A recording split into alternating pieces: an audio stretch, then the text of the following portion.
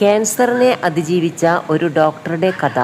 ഒരാൾ ജീവിതത്തിലേക്ക് തിരിച്ചു നടന്ന വിധം. ഡോക്ടർ എം.ബി. സുനിൽകുമാർ. ഒരാൾ ജീവിതത്തിലേക്ക് തിരിച്ചു നടക്കുമ്പോഴാണ് അത് ശ്രദ്ധിക്കപ്പെടുന്നത്, പ്രശംസിക്കപ്പെടുന്നത്. അങ്ങനെ തിരികെ ജീവിതത്തിലേക്ക് നടന്ന ഒരു വ്യക്തിയാണ് ഡോക്ടർ എം.ബി. സുനിൽകുമാർ.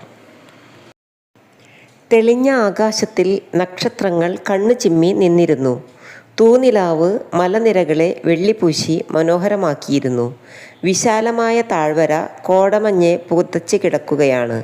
ദൂരെ ദൂരെ മഞ്ഞുപുതപ്പിനപ്പുറത്ത് ശുഭ്രവസ്ത്രധാരികളായ ആത്മാക്കൾ നിശബ്ദമായി മാടി മാടി വിളിക്കുകയാണ്. പ്രിയപ്പെട്ടതെല്ലാം ഉപേക്ഷിച്ച് പ്രിയപ്പെട്ടവരിൽ നിന്ന് അകന്ന് ഞാൻ സുബോധം നഷ്ടപ്പെട്ടവനെ പോലെ മെല്ലെ മെല്ലെ ആനയിക്കപ്പെടുകയാണ്. ജീവിതവും മരണവും വേർതിരിക്കപ്പെട്ട വേലിക്കപ്പുറത്തു നിന്ന് അതിശക്തമായി ശീതക്കാറ്റ് വീശിയടിക്കാൻ തുടങ്ങി. അസ്ഥികൾ മരവിച്ചു പോകുന്ന കാറ്റിലും തണുപ്പിലും പെട്ട് ഒരു നിമിഷം ഞാൻ പകച്ചു നിന്നു. പിന്നെ തിരിച്ചറിവ് കിട്ടിയവനെ പോലെ ധൃതിയിൽ തിരിഞ്ഞോടാൻ ഭാവിച്ചു. കുഴഞ്ഞ കാലുകൾ വലിച്ചു വെച്ച് വേഗം വേഗം നടക്കാൻ തുടങ്ങി. തട്ടിമറിഞ്ഞ് ഉരുണ്ടു വീണ് നിരങ്ങി നീങ്ങി. പെട്ടെന്നാരോ തോളിൽ പിടിച്ച് എന്നെ എഴുന്നേൽക്കാൻ സഹായിച്ചു.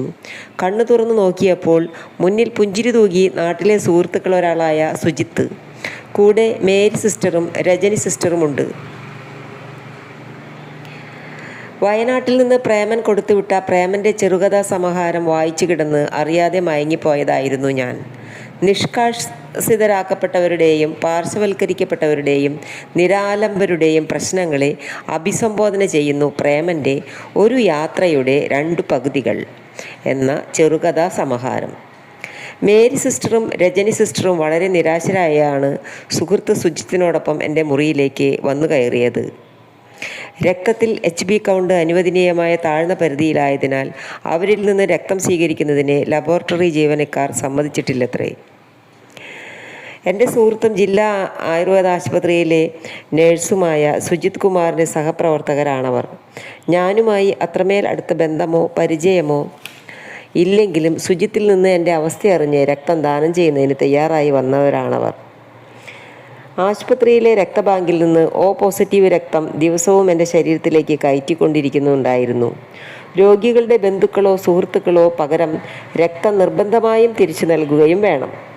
തളർന്നു കിടക്കുന്ന എൻ്റെ ശരീരത്തിലെ അണഞ്ഞുകൊണ്ടിരിക്കുന്ന ജീവനെ കെടാതെ കാത്തു സൂക്ഷിക്കുവാൻ, തങ്ങളുടെ ശരീരങ്ങളിൽ നിന്ന് ജീവാംശം പകർന്നു നൽകുവാൻ ലേക്ഷോറുടെ ബ്ലഡ് ബാങ്കിൽ എത്തിയവർ നിരവധിയാണ്. പ്രതിഫലങ്ങളോ പ്രത്യുപകാരങ്ങളോ പ്രതീക്ഷിക്കാതെ നിസ്വാർത്ഥതയോടെ സ്നേഹത്തോടെ തൃശ്ശൂരിൽ നിന്ന് എറണാകുളത്തേക്ക് വണ്ടി കയറിയവർ നിരവധി. ബന്ധുക്കൾ, സുഹൃത്തുക്കളുടെ സുഹൃത്തുക്കൾ, മുൻപൊരിക്കലും കണ്ടിട്ടില്ലാത്ത, ഒരു പരിചയം പോലുമില്ലാത്ത, പേര് പോലും അറിയാത്ത സന്മനസ്സുകൾ. അങ്ങനെ പലരും. ബാംഗ്ലൂരിൽ നിന്ന് ബ്രിജേഷ് വിളിച്ചു. ഡോക്ടർ, ഒന്നുകൊണ്ടും പേടിക്കാനില്ല. എറണാകുളത്ത് എൻ്റെ ഒരുപാട് സുഹൃത്തുക്കളുണ്ട്. അവർ വരും ഡോക്ടർക്ക് ആവശ്യത്തിനുള്ള രക്തം നൽകാൻ. ധൈര്യമായിരുന്നോളൂ. ആരാണ് ബ്രിജേഷ്? എനിക്കറിയില്ലായിരുന്നു. എൻ്റെ ഒരു സുഹൃത്തിൻ്റെ സുഹൃത്താണെന്ന് പറഞ്ഞാണ് വിളിച്ചത്. ഏത് സുഹൃത്തിൻ്റെ എന്നൊന്നും വിശദമായി ചോദിച്ച് മനസ്സിലാക്കാനുള്ള ഒരു മാനസികാവസ്ഥയിലായിരുന്നില്ല ഞാൻ. അല്ലെങ്കിൽ വിശേഷങ്ങൾ അറിയുവാൻ വരുന്ന ഫോൺ വിളികളിൽ ഒന്നു മാത്രമായേ അതും ഞാൻ കണക്കിലാക്കിയിരുന്നുള്ളൂ. പറഞ്ഞതുപോലെ ബ്രിജേഷിൻ്റെ തദ്ദേശവാസികളായ ഒരുപാട് സുഹൃത്തുക്കൾ ആശുപത്രിയിൽ വന്ന് രക്തം നൽകുകയുണ്ടായി. ബ്രിജേഷ് ബാംഗ്ലൂരിൽ ഒരു മെഡിക്കൽ കമ്പനിയിലെ റെപ്രസെൻറ്റേറ്റീവായി ജോലി ചെയ്യുന്നുവെന്നാണ് പറഞ്ഞത്. പിന്നീട് ചികിത്സയുടെ ഓരോ ഘട്ടത്തിലും ബ്രിജേഷ് എന്നെ വിളിക്കാറുണ്ടായിരുന്നു. എൻ്റെ ഏത് സുഹൃത്തു വഴിയാണ് ബ്രിജേഷ് എൻ്റെ അവസ്ഥയറിഞ്ഞ് എന്നെ സഹായിക്കാൻ സന്നദ്ധനായി അദ്ദേഹത്തിൻ്റെ കൂട്ടുകാരെ ലേക്ഷോറിലേക്ക് പറഞ്ഞു വിട്ടത് എന്ന് അപ്പോഴൊക്കെ ഞാൻ ആലോചിക്കാറുണ്ടായിരുന്നു. ഇക്കാര്യം ഇതുവരെ നേരിൽ കാണാത്ത ആ പ്രിയ സുഹൃത്തിനോട് അന്വേഷിച്ചറിയുവാൻ എനിക്ക് തോന്നിയിട്ടുമില്ല. എന്തുകൊണ്ടെന്നാൽ ധൈര്യവും ആത്മവിശ്വാസവും തൻ്റെ ഫോൺ വിളികളിലൂടെ പകർന്ന് ജീവിതത്തിലെ ശുഭപ്രതീക്ഷകളുമായി തിരിച്ചു നടക്കുവാൻ എനിക്ക് കരുത്തു നൽകിയ ആ സുഹൃത്തിനെ ഞാൻ എൻ്റെ ഹൃദയത്തിൽ എന്നെ ആരാധനയോടെ പ്രതിഷ്ഠിച്ചു കഴിഞ്ഞിരുന്നുവല്ലോ. രോഗം അർബുദമാണെന്ന് സ്ഥിരീകരിച്ചു കഴിഞ്ഞാൽ പിന്നെ ആയുസ്സിൻ്റെ കണക്ക് ദിവസങ്ങളിലോ ആഴ്ചകളിലോ മാസങ്ങളിലോ ഒതുങ്ങും. രോഗപീഠകൾക്ക് മുകളിൽ മരണഭയം കറുത്ത പാശവുമായി ഒരുങ്ങി നിൽക്കും. ആദിപൂണ്ട മനസ്സുകളിലേക്ക് അശുഭചിന്തകൾ മേൽക്കുമേൽ വന്നു കുമിയും. നിരാശ തളർത്തിയ മനസ്സിനെ രോഗം അതിവേഗം കാർന്നു തിന്നാൻ തുടങ്ങും. പിന്നെ പിന്നെ വളരെ എളുപ്പത്തിൽ ശരീരത്തെ കീഴ്പ്പെടുത്തും. അവസാനം ജീവിക്കാനുള്ള ഒടുങ്ങാത്ത ആസക്തി മാത്രം ബാക്കി വെച്ച് ഭൂമിയിൽ നിന്ന് തുടച്ചു നീക്കപ്പെടും. എന്തോ എങ്ങനെയോ എൻ്റെ മനസ്സിനെ അത്തരം യാതൊരു ചിന്തകളും അലട്ടിയിരുന്നില്ല. അളന്നു കുറിക്കപ്പെട്ട ദിവസങ്ങളിലൂടെ തള്ളി നീക്കിക്കൊണ്ടിരിക്കുന്ന ജീവിതമാണെന്നോ സുഖപ്രാപ്തിക്കുള്ള സാധ്യതകൾ തുലം കുറവായ അവസ്ഥയിലാണെന്നോ ഉള്ള ചിന്തകൾ എന്നെ അശേഷം വേട്ടയാടിയിരുന്നില്ല. ലേക്ക് ഷോർ ആശുപത്രിയിലെ എൻ്റെ ഒരു ദിവസം പുലർച്ചെ 4:30 ആരംഭിക്കും. ആശുപത്രിയുടെ വടക്കേ അതിരിനെ വലം വെച്ചൊഴുകുന്ന കായലിലൂടെ രാത്രികാലങ്ങളിൽ ധാരാളം സ്പീഡ് ബോട്ടുകൾ മത്സ്യബന്ധനത്തിനായി പോകാറുണ്ട്. രാത്രിയിലെ നിശബ്ദയാമങ്ങളിൽ കായൽ പരപ്പിലെ ചെറു ഓളങ്ങളെ കീറിമുറിച്ച് കാതുകളിൽ മുരളലുകളായി അവ അടുത്തടുത്തു വരും. പിന്നെ അലയകന്ന് ദൂരെ പോയി മറിയും. പുലർച്ചെ 4:30 ബോട്ടിൻ്റെ ശബ്ദവീചികൾ അലിഞ്ഞലിഞ്ഞ് നിലച്ചാൽ സ്റ്റാഫ് നഴ്സുമാർ ഉറക്കച്ചടവ് വിട്ടൊഴിഞ്ഞ് കർമ്മനിരതരാകാൻ തുടങ്ങും. വല്യേട്ടൻ്റെ സഹായത്തോടെ കട്ടിലിൽ നിന്ന് തപ്പിപ്പിടിച്ചെണീറ്റ് പ്രാഥമിക കർമ്മങ്ങൾ നിർവഹിക്കും. പിന്നെ തയ്യാറെടുപ്പോടെ വാതിലിലെ മുട്ട് കാതോർത്ത് കിടക്കും. ശുഭദിനം ആശംസിച്ച് പുഞ്ചിരിയുമായി എത്തുന്ന സിസ്റ്റർമാർക്ക് മുന്നിൽ ഞാൻ പരമാവധി ആരോഗ്യവാനാണെന്ന മുഖഭാവത്തിൽ വരുത്തി തീർക്കാൻ വൃഥാ ശ്രമിക്കും. സകല ദുരിതങ്ങളും പാപങ്ങളും സ്വയം ഏറ്റുവാങ്ങി എല്ലാ അഹങ്കാരങ്ങളും വെടിഞ്ഞ് ഒരു അണുവിനോടം ചെറുതായി പ്രാർത്ഥനയോടെ ഞാൻ കിടക്കും. ആശുപത്രിയിൽ വല്യേട്ടനായിരുന്ന സ്ഥിരമായി എൻ്റെ കൂടെ നിന്നിരുന്നത്. ഡയാലിസിസ്, സ്കാനിങ്, എക്സ്റേ തുടങ്ങിയ കാര്യങ്ങൾക്ക് മുറിവിട്ട് വീൽചെയറിൽ പോയി തിരിച്ചു വരുന്ന സമയം വരെ ഫോൺ ഓഫാക്കിയിടുമായിരുന്നു. സംസാരിക്കാൻ ബുദ്ധിമുട്ടായിരുന്നെങ്കിലും അടുത്ത ബന്ധുക്കളുടെയും സുഹൃത്തുക്കളുടെയും വിളികൾ ഞാൻ പരമാവധി ഹെഡ്ഫോൺ ഉപയോഗിച്ച് അറ്റൻഡ് ചെയ്യാറുണ്ടായിരുന്നു. ഇത്തരം കൊച്ചു വിളികളുടെ വിശേഷങ്ങളിലൂടെ ആശുപത്രി മുറിയുടെ 4 ചുമരുകൾക്കിടയിൽ നിന്ന് മനസ്സിനെ പുറത്തേക്ക് ചാടിക്കുവാൻ ഞാൻ ബോധപൂർവം ശ്രമിക്കാറുണ്ടായിരുന്നു. അയാളുടെ കുഞ്ഞുങ്ങൾ തണുപ്പ് കൂടിയ ഈ രാത്രിയിൽ അമ്മയുടെ ചൂടുപറ്റി സുഖമായി പുതച്ചുറങ്ങുകയായിരിക്കും. അയാളെയും കാത്തിരുന്ന് ഭാര്യ മയക്കത്തിൽ പെട്ടുകാണും.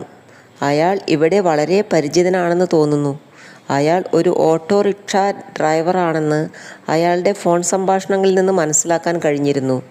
ദീർഘദൂരം ഓട്ടം വന്നിരിക്കുകയാണെന്നും പുലർച്ചയെ എത്തുകയുള്ളൂ എന്നും അയാൾ ഭാര്യയോട് ഫോണിൽ പറയുന്നത് കേട്ടു.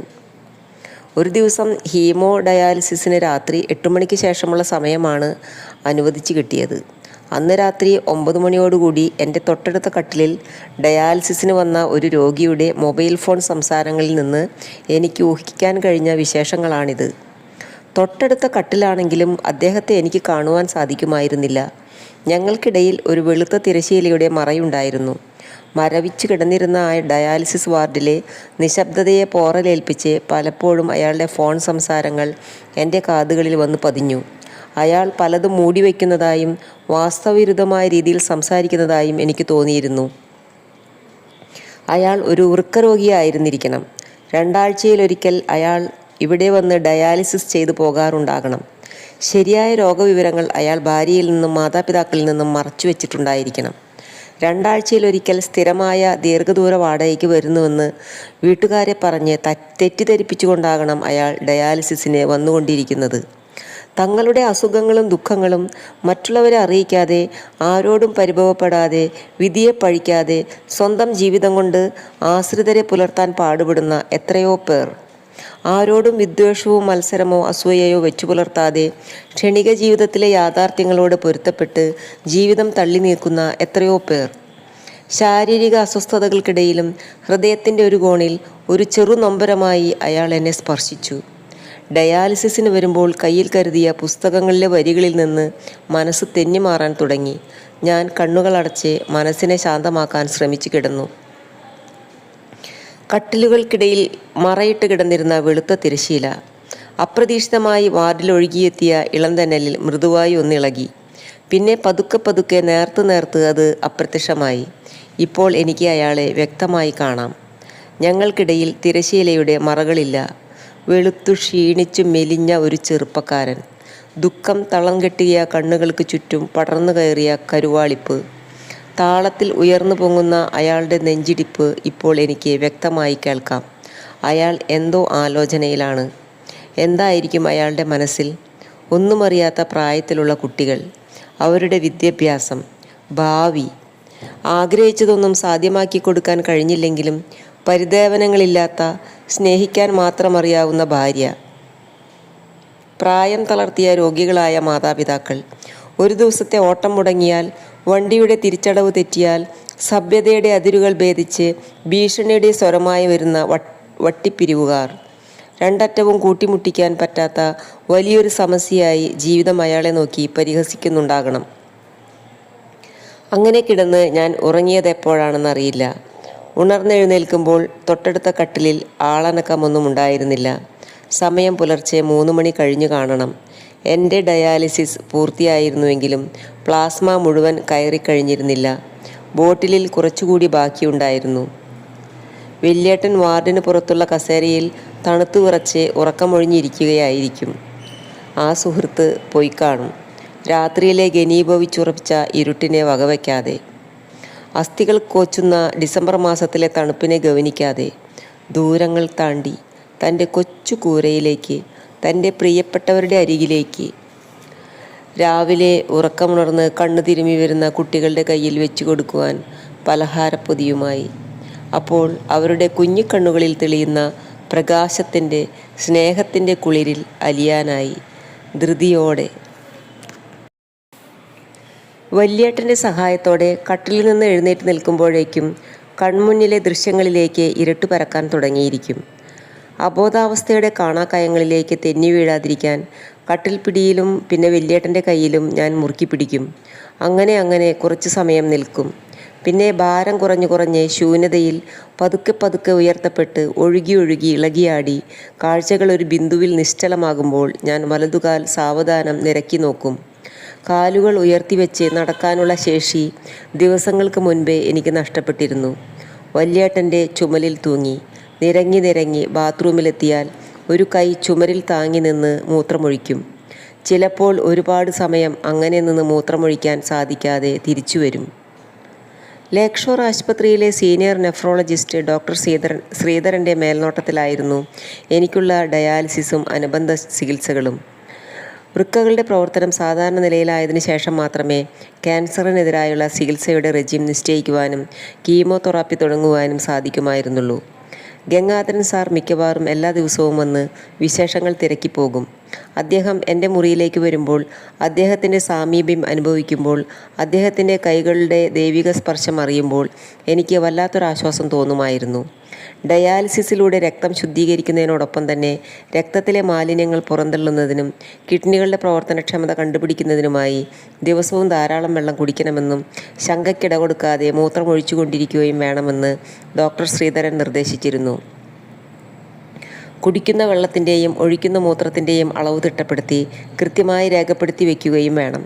വെള്ളം കുടിക്കുന്നതനുസരിച്ച് കൂടുതൽ തവണ മൂത്രമൊഴിക്കുന്നതിനായി ബാത്റൂമിൽ പോകേണ്ടതായി വന്നുകൊണ്ടിരുന്നു. ടോയ്ലറ്റിൽ കൂടെ പോകുന്നതിനുള്ള ബുദ്ധിമുട്ട് കൂടി വന്നപ്പോൾ മൂത്രമൊഴിക്കുന്നതിനായി ഒരു പാൻ വല്യേട്ടൻ വാങ്ങിക്കൊണ്ടുവന്നു തന്നു. ശ്രീധരൻ സാറും നേഴ്സുമാരും പ്രതീക്ഷിക്കുന്നതിലും വേഗത്തിൽ എനിക്ക് എൻ്റെ വൃക്കകളുടെ പ്രവർത്തനം ശരിയാക്കിയെടുക്കണം. ഞാൻ മനസ്സിൽ നിശ്ചയിച്ചുറപ്പിച്ചു. പിന്നീടുള്ള ദിവസങ്ങളിൽ എൻ്റെ പ്രധാന ജോലി വെള്ളം കുടിയും മൂത്രമൊഴിയും തന്നെയായിരുന്നു. പുലർച്ചെ എഴുന്നേറ്റാൽ ഉടൻ തന്നെ പരമാവധി വെള്ളം കുടിക്കാൻ ശ്രമിക്കും. വളരെ കുറച്ച് ദിവസങ്ങൾ കൊണ്ട് തന്നെ ഡോക്ടർമാരെ അമ്പരിപ്പിച്ചുകൊണ്ട് രക്തത്തിലെ യൂറിയയുടെയും ക്രിയാറ്റിനിൻ്റെയും അളവ് സാധാരണ നിലയിലേക്ക് താഴുവാൻ തുടങ്ങി.